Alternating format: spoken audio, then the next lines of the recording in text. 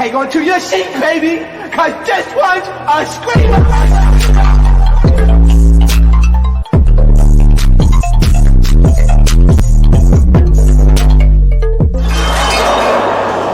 Are you not entertained? Are you not entertained? So time coming out with another video. We talking Hollywood hot topics where we talk about the most salacious news in Hollywood. Okay, first I wanted to get into you guys is of Hip Hop Miami. Shay did a scene with her mom recently on the show where she revealed that she was pregnant. I'm sorry, you cannot watch this scene with a straight face. I don't care how much like you're sympathetic. Her reaction to me, I'm sorry, I cackled. I laughed a little bit because it was a little funny. Just not the situation, but it was some of the things that she said in regards to the situation. If that mom was fed up with Shay, she said, "What?" Although I don't review it, I do watch it only because y'all know the reason why I said scripted. It's giving Love Hip Hop Members improv. I say this all the time. Now these type of scenes, those are the more realistic ones. Besides some of the other ones that you could kind of tell clearly are fake. I'm pregnant. That's a shame. What the heck you do that for?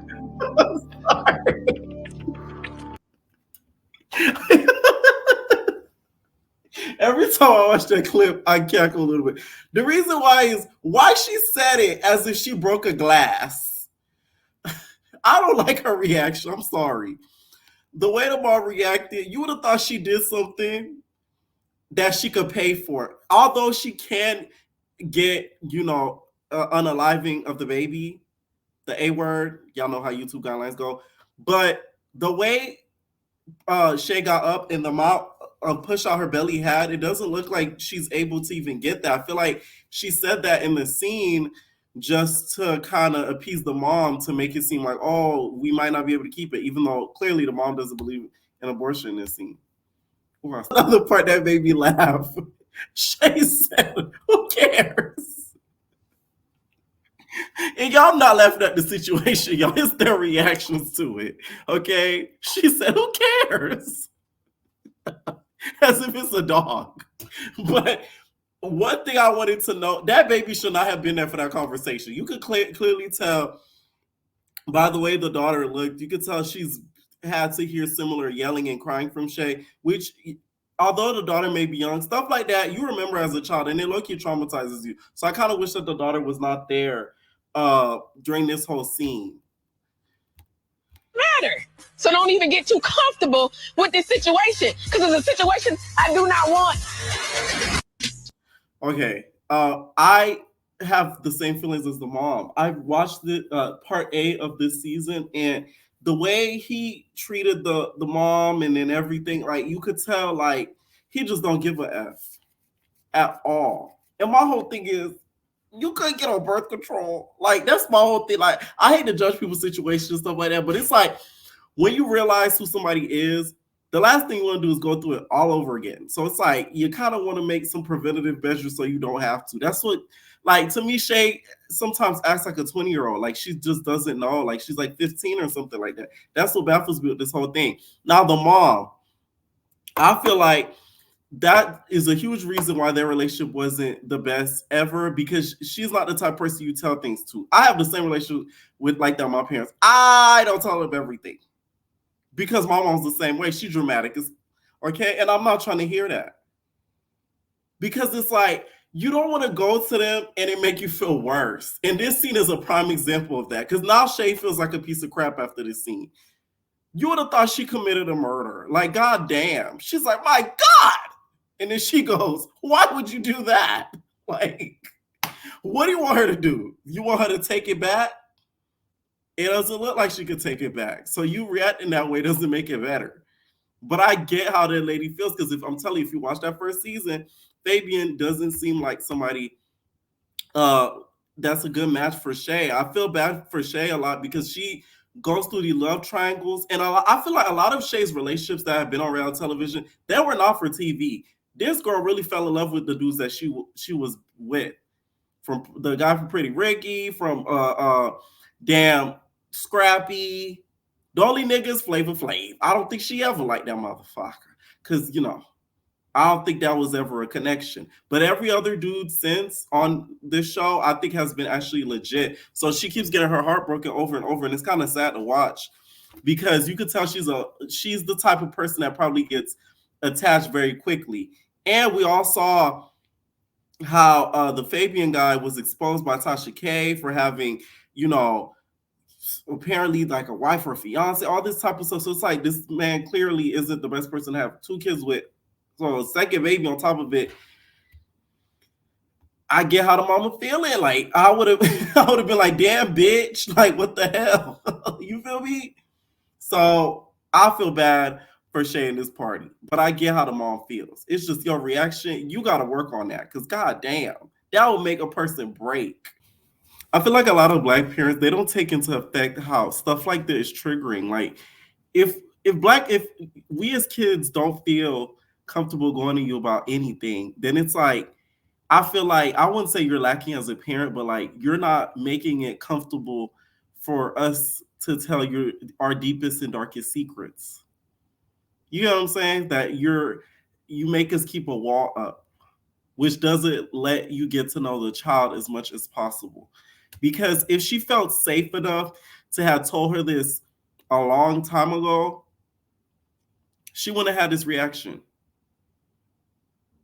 Because it does not look like she's that pregnant to be able to get an abortion. Like no, like she looks like she's some months along to where it's not even possible. All right. So and also even if she was thinking of having unprotected sex with him, and she was talking to her mom actively about that, the mom would have probably told her to stop expeditiously, and they wouldn't have even been in this situation. And Shay, you are not 15 years old. The fact that she's already had a child with him and is going to have another one again after some of the stuff that's come out about him is a little crazy to me. And it shows you how much this man probably has low-key manipulated and coerced her into thinking that he is the one. Meanwhile, he's nothing of the sort. Okay? Next I wanted to get into, y'all, is JT. So do celebrities never reply back to anything positive anymore? Like it's just straight negativity they only reply back to. I can't talk ish at the end of the day because I reply back to negative comments just as quick as a positive one. Because sometimes y'all be having me up in the comments, like real bad. Somebody was like, Pierre, you don't know as much as you think you do about I think it was about Zeus. It was like about Zeus. I'm like, okay, sure. I'm like, okay, I don't know a thing. I don't know a soul. Like comments like that make me mad because it's like, you're just saying that to piss me off. You don't really think that. But okay. Anyways, a fan ended up calling JT's Lil Uzi gay, and JT ended up responding back, and she was disappointed because she was a big fan of JT. So there's a video of Lil Uzi, and it's a campaign for Marc Jacobs of him carrying a big ass cake. Also, in the elevator, there he goes. He's filling his oats. Oh, I'm exhausted. Not the cake. Oh, oop, back and forth sway. Oop, boop, boop, boop, boop, boop. Ah, I'm out the elevator. Get back on the floor. Oh, this hurt. It's so heavy. So, because of this video, he said, I don't care. He's gay. Nobody could make me think differently. At JT, sis, get a new ad. So, because of this video, JT replied back and clapped back at her and said, worry about your son, 304. Save it, B. Bye. And he said, why you being mean to me? I'm your biggest fan. Clearly, this girl is a clout chaser because she tagged you in it. So she wanted your attention to then turn around and say she's your biggest fan. Why would you even respond back to that? JT don't even know she just lost her biggest fan. Like, bitch, I was really one of your biggest fans, right? You could never trust somebody who makes a video on Instagram and the square is that small. They're devious. Okay? They don't want you to know what they look like. That's why I don't trust creators that I don't know what they look like. You could be a fat lady named Sally behind the camera talking that shit. At least y'all know what I look like. Like, you feel me? I could pop my ish because y'all know what I look like. You know, you feel me? Y'all know where I stay. Like, come on. You got pussy on that. Say no, but real shit though, bitch. You just lost your fucking biggest fan. Or like worry about my son, bitch. You need to be worried about your motherfucking gay ass, fucking sassy, nail wearing ass boyfriend, bitch. I'm hurt. I'm so hurt, y'all. JT really blocked me and all that. Yo, y'all really know I really love the shit out of JT. Why would you block me, bitch? Unblock me right now. What the fuck is wrong with you? I was only playing. JT don't even know she just lost her biggest. Okay. I just feel like this didn't deserve a reply. It didn't at all. And the way that she sounded gives somebody who just wants attention and love. And they need it badly, okay? But JT and Carisha are, you know, queens of replying back to negativity. They will clap back quickly. So I'm not too surprised at this at all. Now, Lil Uzi being sassy, I don't think he is. I feel like it's all an act and it's all like a shtick. His mannerisms are feminine, don't get me wrong, but I'm not just going to sit here and be like, well, I think he's one of the girls. No, I just know. Because if that were the case, many of the stories would come out about him, and I have yet to see one. So correct me if I'm wrong. Y'all know I do in the comments anyways. I'm like, that's not just something I think that he's into. Okay? Sorry. So just hilarious, you guys called out Charlamagne the God for basic and Envy for comparing SZA to Mary J. Blige and called them out in basically in an Instagram post and said, "This is trash. Envy, shut up. I know artists be pissed when old heads do this because not everybody negatively comparing SZA to Mary J. Blige, and it ain't even her fault. She has her own identity already. So this clearly confirmed that she's not going to be a co-host on the Breakfast Club. This is why, like, this is a huge lesson to people, all my entertainers. Do not pre-announce shit. That's why I don't pre-announce anything. Like, I learned my lesson. I remember when I first hopped on here, I used to pre-announce everything and like, every time someone would fall through, someone would go wrong. Like, the biggest thing, I've never pre-announced something before. You're literally doing it and it can't be taken away from you. So I feel like she made a big mistake with it having been pre-announced hugely as it was. Social media was raving, oh my God, congrats. She can't read, but congratulations to her. And now look. So who knows what deals might have fallen through by that whole thing. But her point is valid. It makes 100% sense. Why the hell would SZA be any conversation to Mary J. Blige? They don't even, in my opinion, do the same type of music. SZA's not a soulful singer. She might do R&B, but it's not soulful.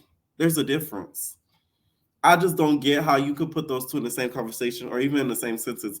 It's kind of low-key insulting, to be honest. They do need to find a female co-host, though. I feel like they just can't run the show on those two together. We need some female sort of banter to kind of defer their opinions sometimes and to kind of sometimes question their opinions on certain topics. And I think this is a situation where a female would have been and used to be able to debate that these two shouldn't be in the same conversation. We had our Mary J. Blige. Right. That's why I was going to compare. She is this generation's We had our Beyonce. Correct. We still got our Beyonce. Yeah. Right. We've had our Rihanna. We still got our Rihanna. But this she's is one this of those. generation. Yeah, exactly. I'm just saying she's on that top tier is what I'm saying. What you saying? That's what I mean. I don't agree, like, at all. Like, I think SZA's great and all, but I just don't feel like it's fair to compare the two. And what's even worse is SZA, like Jess said, she would probably be really mad the fact that they're making a comparison like this because you guys are putting these two women against each other while SZA probably compares those two. To say is this generation's Mary is wild. It's just crazy to me. Now, Megan Thee Stallion, you guys dropped her promo for her new song called Hiss. Now, is that your new alter ego? Because you know how all the rap girls got an alter ego. Are you a snake? Is that your alter ego? What you gonna call a snake? Megan just need to come out with alter ego and name the snake. Because at this point, it's clearly a snake. Every song is just snake related now from this point. And she's basically calling out all her haters on this song. It releases in 2 days. I just want to kick this shit off by saying, fuck y'all. I ain't got to clear my name. Fuck you too. On a motherfucking thing. Every time I get mentioned, one of y'all bitch ass niggas get 24 hours of attention. I'm finna get this shit off my chest and lay it to rest. Let's go. So this better be the last Nick related song though. I will say that, like, because it's gonna get a little tired. Like, switch it up just a little bit, Bookie back. Like, let's not do the same thing over and over. This song though, I hope she's calling out the females that have called her out and not just the men that have, because at this point, I don't want to hear anything about the whole party situation. I feel like that's kind of tired at this point and it's a little bit done and it's redundant. We've heard both sides of the story and I don't think they're ever going to come to a point of resolution because she probably feels like he went to a petty level and brought her up in a song, which something that, you know, a female rapper would do. So I think that kind of ticked her off to the point of no return. Now, I will say you need to call out that nigga Blue. That nigga Blue say you gave him top and we never got an answer. We never got a reply. We never got a yes, I did. Yes, I did not suck the Crip D. We need an answer on that. Did you suck the Crip D? That's what the people want to know. And also all the things that Nicki has thrown subs at you about. Will she reply? 2 days will determine that. I feel like she won't though. To Nicki, I feel like she'll say something to Blueface. Mark my words, watch. Now, Tamar Braxton is still beefing with her ex-tour manager. I would apologize to the Rockheads. I feel like I didn't give Krishan enough grace when it came to this whole situation. Now, I will say I still do think she popped James in the mouth, which we have proof now of it. But I didn't give her enough grace, meaning I portrayed and I believe that Tamar was a lot more innocent than what she actually is in this whole tour and this whole ordeal. So I'm saying a little bit of sorry to the Rocktards, okay? Now, he went on a rant of tweets for the last couple of days and basically claims that Tamar alleged that she only made $5,000 on her Love and War tour, and then she blamed him for that. He tweeted, "Now I'm the reason she ain't going home with a lot of money on the tour, and not that fact that she put 18 people on them small A stages." He said, "Go clean off them ugly A chains and leave me alone. I ain't said nothing about her or her community service workers, and they keep trying to destroy my character. If it's your company and your tour, and you went on said tour, how's it my fault you didn't come home with any money? Sounds like you need a calculator." I disagree with that part. That's what you're there for. You're the calculator. You're the planner. Hey, we're spending this amount. You're only going to make this amount. I don't think you should spend this amount. You should get rid of 6 dancers so you could make up this amount. You don't need that much. You sing all the time anyways. You're not a dancer. You dance like a chicken. You should take this amount. That's what I feel like a tour manager is for. Of course, you have people like a financial planner that's probably helping out with these tours, but a tour manager is supposed to be overseeing this and keeping you updated with certain stuff like that, in my opinion. But I guess you don't think so. I'm going to get on IG Live when I get home. Being allergic to the truth got to make you itch.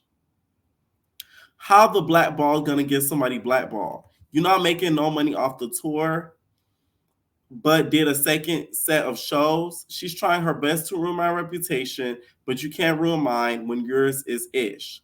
I think she might be allergic to the truth. Get her a Benadryl. And I'm speaking about everything publicly because she thinks because I'm more famous and have a little bit more money than me, that she could lie, then hide her hands. There's 2 things I have on my side: the truth and the ability to tell the truth. Now, I don't think she made only $5,000 though. Because if she made that little amount, I don't think she would want to go on a second set of a tour. That's ridiculous. $5,000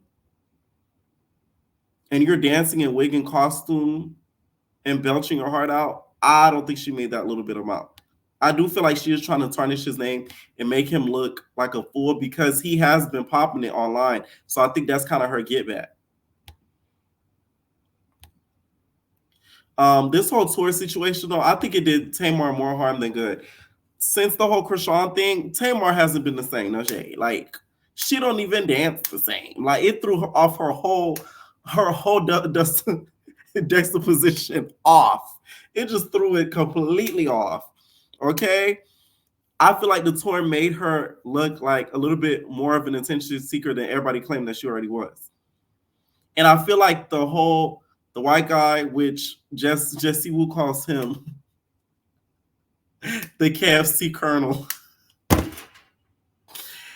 that guy I feel like is kept around as Tamar's financial blanket. I feel like that's the main reason why he's around. I don't think she's extremely in love with him, but I think she knows Daddy got some coin on him, and I'm going to be good if he's around, especially if she's claiming she's only making 5 bands on her tour.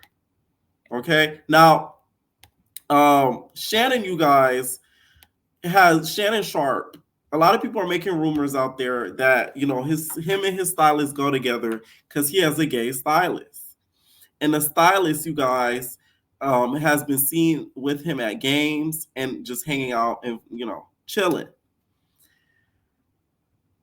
I don't like this whole story because I feel like, and I'm gonna call myself out on this. I'm somebody who does do this, and I need to stop doing this. Straight niggas can have gay friends. We need to be okay with that. Just because they're friends with a gay guy don't mean they're fucking them. Some guys are just that comfortable that they just don't care. It's the ones that are super uncomfortable that you need to watch out for. Now, they talked about it on, Fox Soul, and T.S. Madison was there, and T.S. Madison talked about how she's blocked from Shannon. I don't like that. That makes me side-eye you real bad. Because I've never seen her say anything about that man. So why are you blocking her? That, to me, makes you look more suspect than hanging out with the gay stylist. Just my opinion. It's one thing you don't follow somebody, but blocking them is a whole nother monster. That's giving, like, I don't even want you contacting me if you felt the need to. Okay? My whole thing is, I feel like when it comes to the world or whatever, anything a guy does is assumed to be gay. So if they're even around that already puts them in the box. That's why myself, and this is the guy in questioning, the stylist right here with the bucket hat on, which I don't even think is wrong that he has a stylist the other day. He can't afford it. And two, if it's a gay guy that does the job the best, why should he discriminate and pick somebody else if he likes his work, right? That's why just in my life, just in general, like I'm not standoffish, but I'm really good off of energy. If I could tell that you're like low-key uncomfortable, I automatically like distance myself. I'm that type of person. I feed off of energy. So if I feel like you already like, I'm like, back. I leave the room. Not leave the room physically, but you know what I'm saying? Like I disattach even more because it's like I already could tell you like funny and like you uncomfortable type vibe that I back up. Because the last thing you would want being a part of the community is a straight person saying, oh, they were all on me. They want me so bad. Because a lot of niggas just think that's the case when it's really not. So I'm the ones that I'm going to make sure that you know that's not the case. Okay? I kind of hate that this rumor is out there about him because it shows how much the world really hasn't grown when it comes to just people being comfortable in themselves and people just assuming just off of pictures and,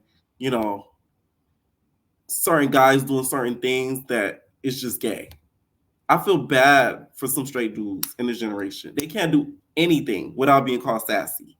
It's like ridiculous. They have clean nails. Oh, that's sassy. They do this. Oh, it's so sad. He's so sassy. He's sassy. It's like, goddamn, you want these niggas just to be dirty, but don't wipe their ass, booty stank, but y'all don't want them sassy. That's what the world gives nowadays, and it's sad. It's sad. Okay. Now, there's the writers for Ridiculousness are really, really mad because they feel like they should be getting equal pay with some of his creators because they produce 336 episodes a day. MTV to me is ruined by ridiculousness. You cannot turn MTV on in the middle of the night without you seeing an episode in a marathon of ridiculousness. It's ridiculous, literally. Directors to know that, you know, we're just trying to get equal pay. We work hard. We do 336 episodes a year now, and we just want to get compensated fairly for the work that we put in. Thank you. Now, if y'all don't know, Rob Dyrdek, you guys, has signed this contract. I forget how long this contract was, but he has signed this multi-million-dollar contract to where first he was going to walk away from it, but it got renewed to where they produce all these episodes a year because that's what MTV is kind of riding on. First, it was kind of like they're writing a lot on Jersey Shore, but then that kind of died down. But they brought it back with this family vacation series. And then at one point, they were kind of writing on Rob and the security guy that passed away. They had their show. They were kind of writing on that. But then the security guard passed away. So that kind of died down. So now ridiculousness is their bread and butter. So they're pushing it out there, but then they're making these writers kind of suffer from it. But that is the industry. It's kind of really sad that they have to go through this because these episodes probably aren't the easiest to make. And you got to think about it. They're going to run out of clips at one point. Because goddamn, there's also much clips in the world that you can see and laugh at that's funny. And that all relates under specific topics. Because what the show is, they related under certain topics of a family that has a bad dog. There's also much videos you're going to get from that every year. And then not even that, Rob's no comedian. So you need these writers to be able to keep up the show. Pay them niggas, okay? Let me know what y'all think down below about some of these topics. And we are babies. No personal thing.